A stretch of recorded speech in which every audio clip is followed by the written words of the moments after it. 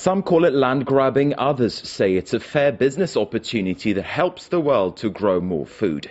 Today we're looking at how multinational companies and some governments are snapping up land in sub-Saharan Africa. Global food prices have risen and the demand for biofuels is on the up, and that's made farmland a golden investment opportunity. Those in favour say it leads to bigger harvests and new jobs, but the critics say local farmers and communities are being shortchanged. In a moment, we'll discuss the issues here in the studio, but first, here's a snapshot from Benin in West Africa. As multinational companies are moving in, campaigners there are warning about the consequences. Joseph has always worked on the land, specifically on this land in Benin, which he inherited from his father. It's how he feeds his family. Joseph's 10 hectares are in demand. Not a day goes by without someone offering to buy them. People come here, they keep on coming. They're always showing up, especially because my land is next to a spring which never runs dry. I don't want to sell my land because I live here. And I know what's going on all across this area. I know what's become of people who've sold up. A farmer who has sold his land is like a soldier who has sold his weapon. So who are these buyers? Many are multinational companies represented by local intermediaries, and according to villagers, they promise fabulous returns for those who sell. There are even people who come and tell us, if you sell your land, we'll set up a business here and employ you and your children. There'll be this, there'll be that, but these are just utopian stories. Julien believed the stories, or rather, he was forced to believe them. He used to be a farmer. We met him next to what was once his plot of land. He tells us how a man from Benin came and warned him that he was going to be thrown off his farm and that he'd be well advised to sell. Several people continued the pressure until finally Julien gave in and sold the land for around half its real value. When we spoke to him, he hadn't even received all of that payment. So Julien is now a farmer with no land. He's surviving by running a motorbike taxi. He's no longer allowed near his old farm, which is guarded at all times. The new owners grow rice, and further off, out of view, they've planted palms to produce oil for biofuel. It was a political leader from within Benin who oversaw the transaction over Julien's land. He's promoting contracts to lease land for 25, 99 and even 125 years. I'm looking for multinationals which need land, to help them sign contracts. I'm looking, but I haven't found any yet. If I find them, I accompany them and drive them to the land. We look at everything, what they want to grow, what kind of land they need. I've got different kinds. If it's right, I can offer them an area of 10,000 hectares, 20,000 hectares, or even 100,000 hectares for their needs. Some, however, find this approach scandalous. Jeanne has worked for years as an activist for an international farming charity, campaigning against what they call the land grab. For us, this government's giving the green light to foreigners to come and take Benin's land. Actually, it's more than that. The government is showing them the steps to take to destroy the local way of life. There are some who say, we're not selling, we're only leasing the land. But if you lease the land for 99 or 125 years, doesn't it come down to the same thing? Jeanne isn't only worried about land rights. For her, there are other serious consequences. The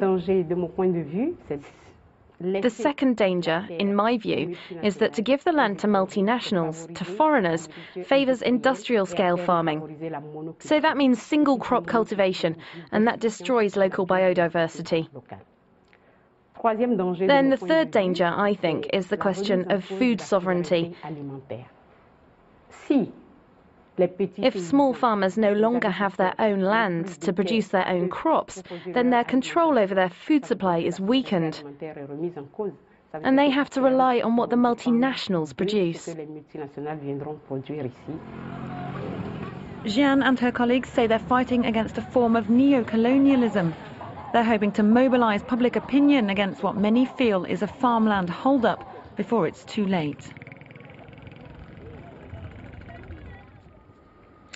All right, joining us now for more is Jonathon Brooks, who's a senior economist at the Organization for Economic Cooperation and Development, more commonly known under the abbreviation OECD. Thanks very much for speaking to us here at France 24.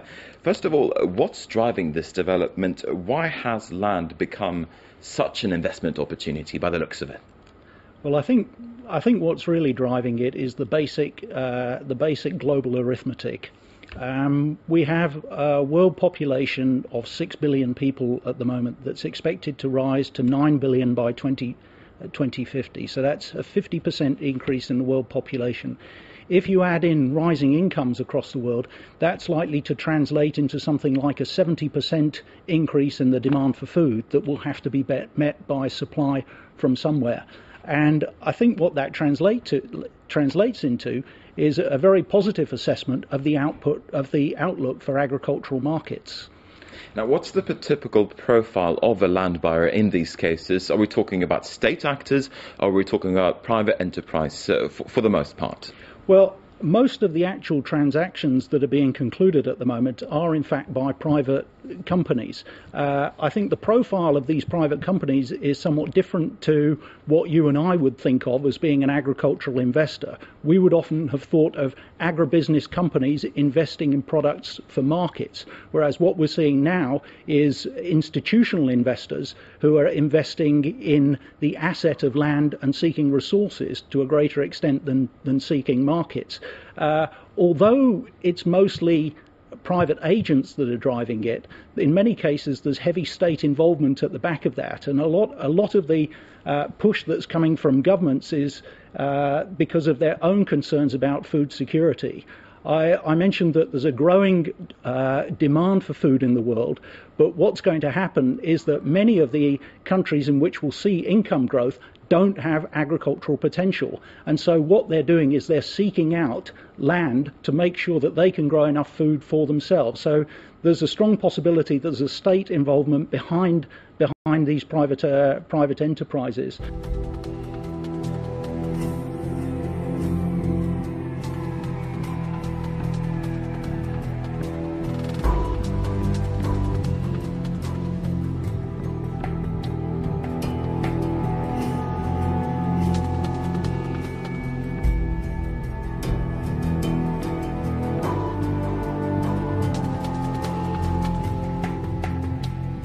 I think one of the issues as well is that with governments, in principle, they should be able to get food on the world market. But at the moment, with the recent experience of the increase in food prices in 2007 and 2008, they're not so confident. They don't feel that they can actually trust world markets. Now, if you look then at the benefits of all of this, are there benefits? The report told us about a lot of the drawbacks, but there must be benefits as well, right? I think in principle that's right. If you look, for example, at African agriculture has been starved of investment for decades. And in order for the world to feed itself by 2050, there are estimates that there's a need for as much as $80 billion a year of investment. Now that is a huge amount. And if you look at where that money's going to come from, African countries in many cases don't have a great deal of their own domestic resources. They spend less than 10% of their budgets on agriculture.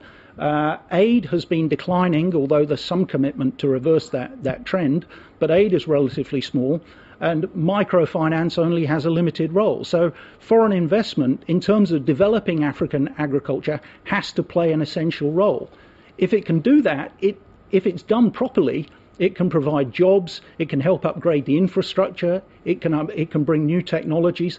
There are so many benefits that it can potentially offer, but of course it does need to be done correctly, and if it's not done correctly, we see the kinds of problems that were alluded to here. People getting kicked off their land, food getting produced and then sent for export elsewhere, so it doesn't stay within the local economy, and generally very adverse consequences for the domestic economy. So it very much depends on the way in which it's done.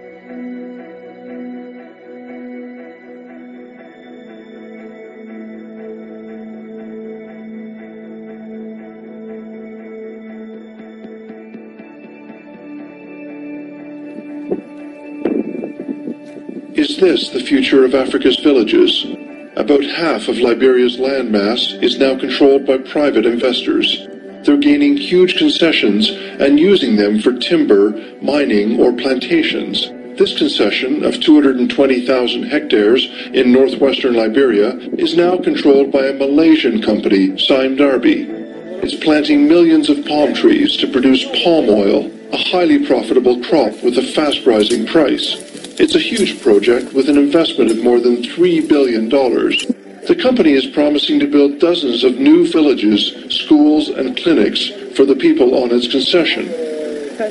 But the villagers are unhappy. Most of their traditional farmland is gone. Their way of life has been changed forever, and there aren't enough jobs to replace their lost income. Now, St. David enter, we're expecting plenty things to happen. And now we are lack of food, and no hospital, no school. We're not working. And we have to pay the teacher then, but no money. Teacher will not stay down here without money. So they go away. The Malaysian company is admitting that it made mistakes. When it cleared the land, it didn't leave enough farmland for the villagers. Yes, I agree there's something not up to the mark. But we are doing something. We are doing, and then we are working together with the community's leaders to resolve this. Not to say that we just, say we are not doing anything, we just don't care. No, we are a very responsible company. We don't come here just to, to develop and then ignore the people surrounding. Ideally, this is the message. We want the people surrounding to benefit. At the same time, we want to make business here. The villagers are skeptical. They say they were never properly consulted about this huge plantation on their land. It's a warning about the dangers of the growing wave of land grabs across Africa. What do you make of the so-called scramble for African land? Thank you very much. Indeed, as the World Bank report puts it, there are two sides to every coin, and the land acquisition in Africa by not only the investors from within Africa, but foreign companies or foreign governments in Africa has attracted a lot of attention. Now we're seeing interest from three particular sources. First of all, governments in especially Middle East looking at their food security initiatives. Secondly, institutional investors diversifying away from the equities market to more longer-term investments, such as in land, perhaps as an inflation hedge. And then lastly, we're looking at the previously small-scale farmers within Africa also scaling up as a result of the attractiveness of the agriculture sector. Okay. So indeed a very topical issue. And a very sensitive one, Dennis, but some people would say, why are we all up in arms about the so-called land grab when a lot of the land that's being bought and the deals are done are for land that hasn't been cultivated? Apparently that's our problem in Africa, is we're not utilizing the land that's available to optimum potential. Correct. And the problem has been exacerbated by the fact that, public infrastructure development is very low in the rural areas, also compounded by the fact that land rights, indigenous land rights or customary land rights have not been enforced. But I think that the debate is more increased because a lot of the deals have been done in a way and manner in which people suggest there's lack of transparency.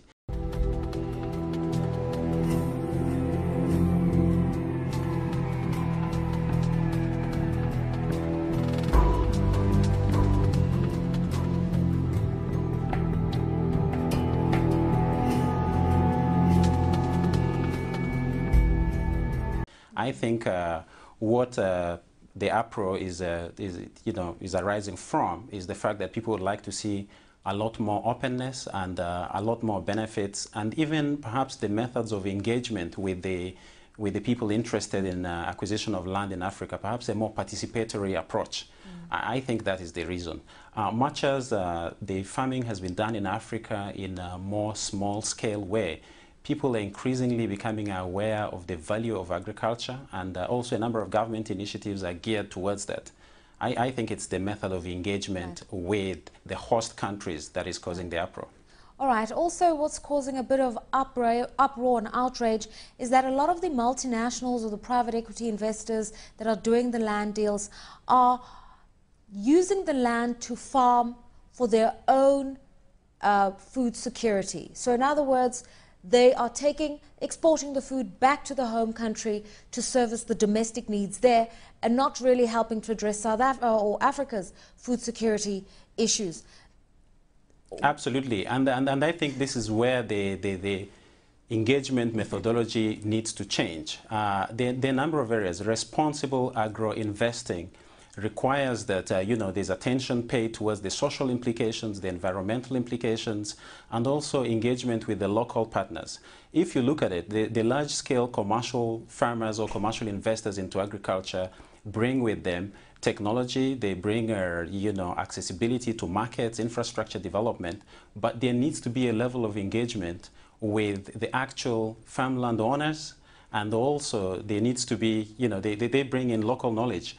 And then government policy is very critical in this. To what extent is government policy directed towards attracting systematically the institutional investors in such a way that there's long-term sustained benefit both to the investors coming in and also to the countries themselves? So in this example, for instance, the need not only for agric production for export purposes, but also to enhance value to the agricultural products within Africa, to be able to meet the food security needs in Africa, and at the same time meet the export targets that are required, and food security for the investing community is also important. So I think this goes back to engagement methodology, which I mentioned about earlier. Okay, Dennis, we've got a guest host here with us in Johannesburg. His name is Andrew Duvenage. Andrew, Dennis is also talking about a win-win for everybody, all right? And fundamentally stressing this need to commercialize farming.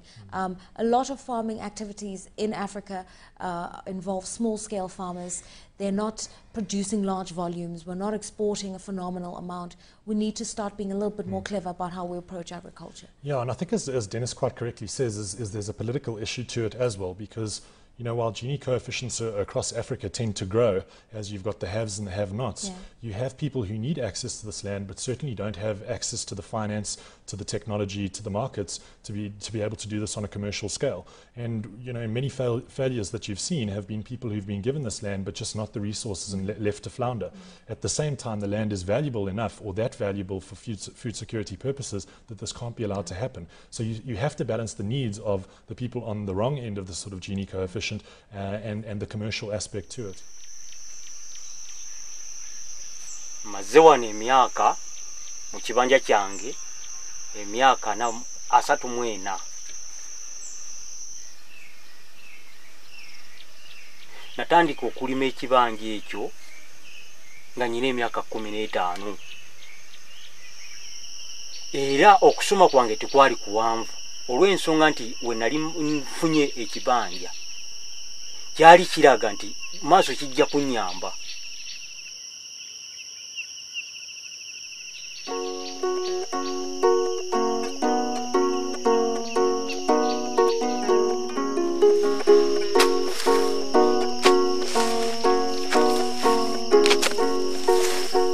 Naye neewuunya omwaka guno abakulu baava gye baava ne bajja baŋŋamba nti ekibanja kyo kikugiddwako. Naye nakyewuunya bwewuunya okulaba nga baŋŋamba nti ekibanja kiguliddwa n'abantu mugenda kuvaako. Nze ne mbagamba nti siyinza kuva ku kibanja kyange kubanga wenkulidde, wenzalidde abaana bange.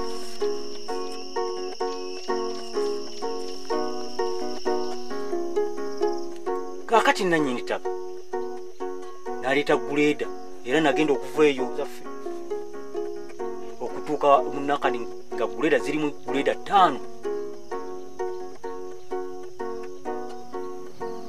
zonna zisenda kibanja, era zizatandikira ku kibanja kyange. Era ebintu byange baabitwala, mpitawo buyisi naye ntunuulira, ntuuka ne ku kibanja kyange ne mpula manjagala kukaaba amaziga.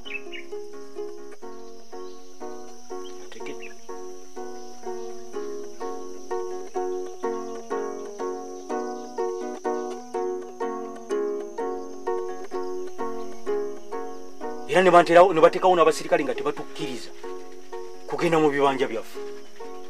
Bugagga bwa kika kyo.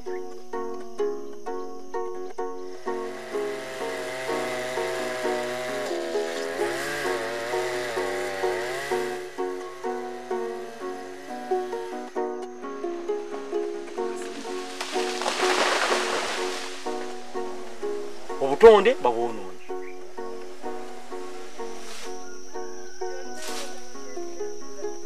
Situkyalina nkulaakulana eyo naffe ng'abasisi era batugo.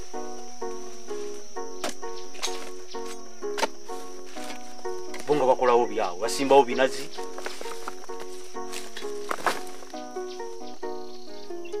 Tuwulira ennaku nnene nnyo ffe ng'abasisi era njagala ne bwe munaaba mubuuzizza wano mu Kalangala ne mubuuza abasisi abasinga obungi. Namba esinga batono nnyo abaganyiddwa mu kintu binazi. Naye ffe abantu abasinga ffenna tubonaabona bubonyibonyi.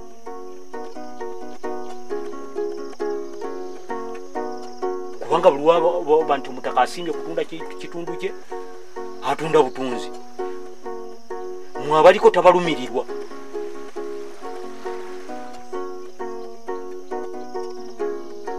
Muveeko mugende. Naye munoonya ne gye mulaga temulabayo.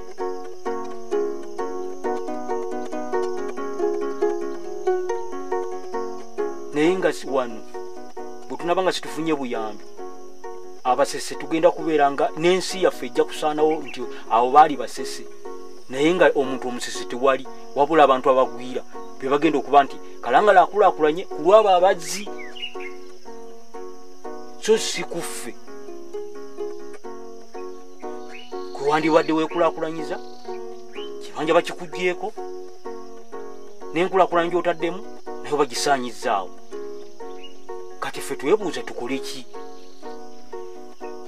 Oba bakulaakulanyiza wamu ebyaffe batukulaakulanye naye nga naffe weetuli naffe nga tuli mu nkulaakulana naye so si kujjawo bujja oli nagamba nti genda.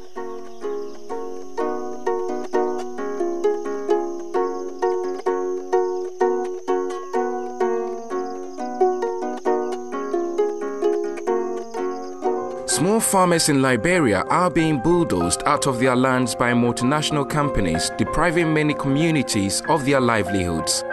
Investors have flooded Liberia in the last couple of years after the brutal regime of Charles Taylor ended. About $19 billion is reported to have been invested by foreign firms in the country's natural resources, including land. However, the US-based Center for International Conflict Resolution, who carried out a study on the impact of foreign land grabs on Liberian communities, thinks investment deals have the potential to sow future seeds of civil conflict.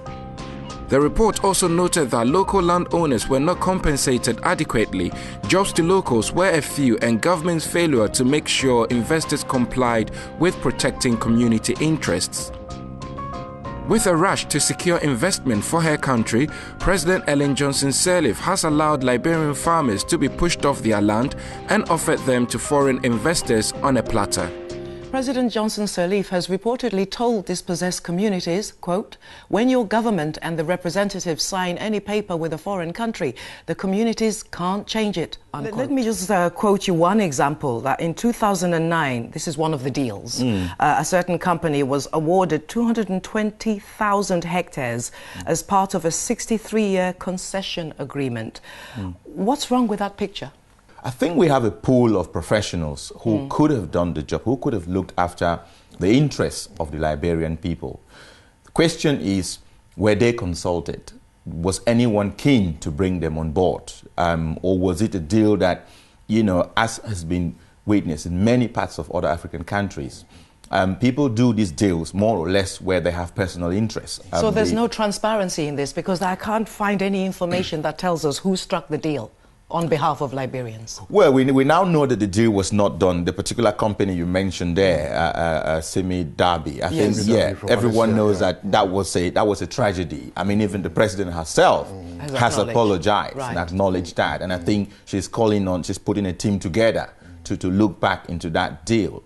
Right. although she seemed to be resigned that it cannot be reviewed. And she actually told those communities, it almost sounds a little bit patronizing, that statement that she made, where she said, once the agreement is signed, you can't change it, which is the antithesis of what democracy is supposed to be. These agreements go on for such a long period of time. Yeah. You know, 63 years, another one is 99 years. I mean, you don't do this with a country. You know, this, for God's sake, this is a country. This belongs to people. So you have been writing about the issue of the French and the issue of land grab in Mali. What's the history of this?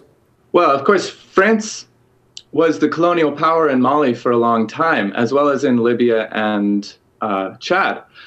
And so what we're seeing right now is almost a reenactment of colonial war taking place here to stop what is effectively the independence movement of the Tuareg from sweeping in and doing away with decades of oppression. You've tied this to the issue of land grab, and of course it's not just the Tuaregs now. It's a pretty complicated situation in Mali, including various forces that are supposed to be Al-Qaeda-like or Al-Qaeda connected.